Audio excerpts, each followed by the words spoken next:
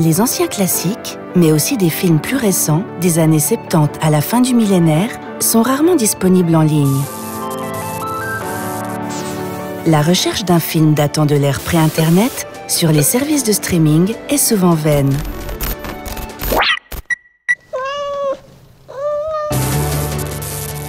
L'accès aux perles passées du cinéma n'existe tout simplement pas. Pour que les générations futures y aient aussi accès, il est indispensable de promouvoir la numérisation avant que ces trésors ne disparaissent. Filmo présente une mini-série en 5 épisodes. La numérisation des films ou comment on numérise un classique du cinéma. Dans l'épisode 1, nous avons appris comment l'on prépare le matériau de départ. Et dans l'épisode 2, comment l'on transforme les images analogiques en données numériques. Dans l'épisode 3, comment l'on restaure ces images pour que le film retrouve son look original. Dans l'épisode 4, nous avons présenté comment le HDR nous permet de tirer le meilleur de nos possibilités en matière de restauration d'images. Nous nous sommes ensuite aperçus qu'il est indispensable d'aborder la question du son. En effet, sans son, pas de chanson. Was meinst du, Peter?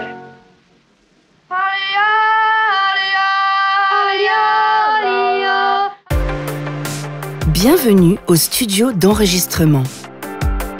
C'est ici que les pistes sonores sont traitées pour que les yeux et les oreilles des spectateurs puissent apprécier une expérience cinématographique moderne. Hörst du's, Clara? Ja, ja, ich höre. Le laboratoire de numérisation charge les sons sur les serveurs du studio d'enregistrement. À l'instar des images, la piste sonore numérisée est d'abord analysée avec une précision maximale. La restauration des sons requiert l'utilisation de filtres d'excellente qualité et de programmes de restauration audio spécifiques. Toutefois, c'est bien le savoir-faire de l'ingénieur du son qui fait la différence. En effet, il doit disposer de connaissances solides concernant les outils actuels et les technologies audio et vidéo employées à une époque antérieure. Selon l'année de fabrication de la piste sonore originale et de la technologie utilisée à ce moment, des impuretés peuvent être détectées sur la piste sonore avant d'être éliminées avec précaution. Les pistes sonores anciennes présentent souvent des fréquences parasites. Tantôt celles-ci restent statiques pendant tout le film, tantôt elles changent de position en fonction du temps. Les fréquences parasites proviennent généralement de transferts antérieurs du son optique sur la pellicule ou du vieillissement du celluloïd.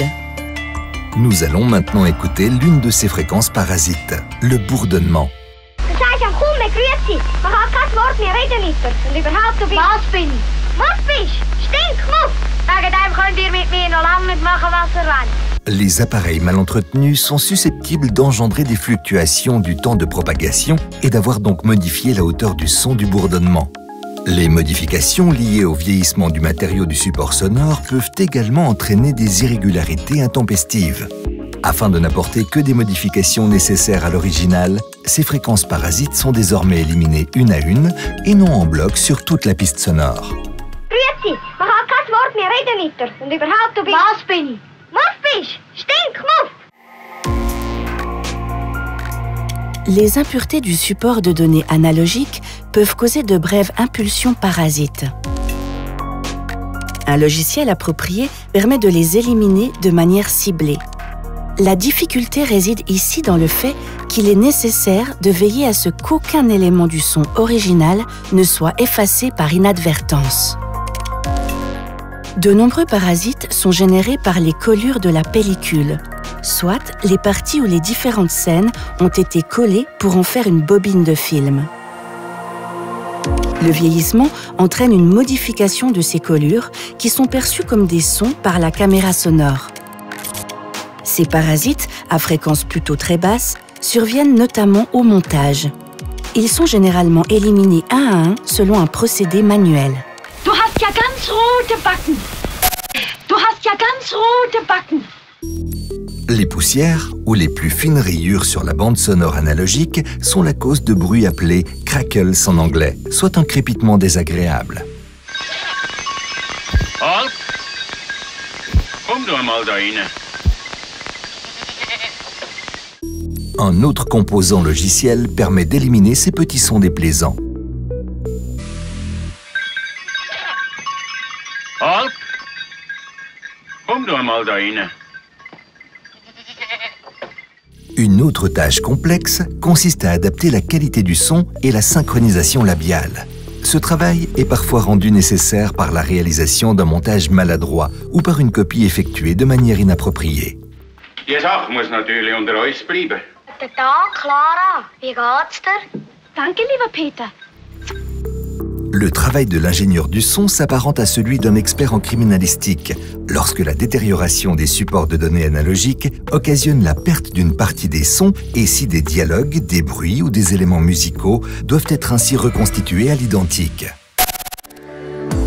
Plusieurs jours de travail sont nécessaires pour produire un son qui s'accorde avec la qualité de l'image restaurée et qui soit en mesure d'exploiter pleinement les capacités des enceintes d'un système home cinéma.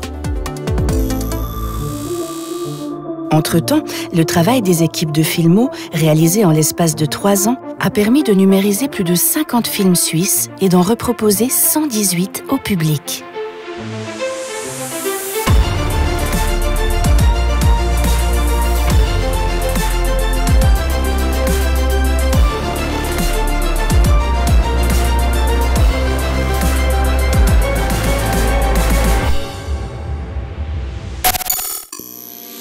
Ce travail est loin d'être terminé.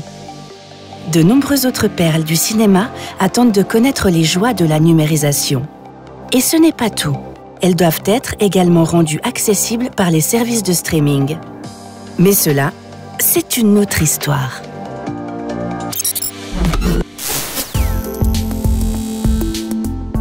Si cette série de vidéos vous plaît, likez-la. Abonnez-vous à notre chaîne pour être informé de la publication de nouvelles vidéos. Redécouvrez les films suisses sur filmo.ch.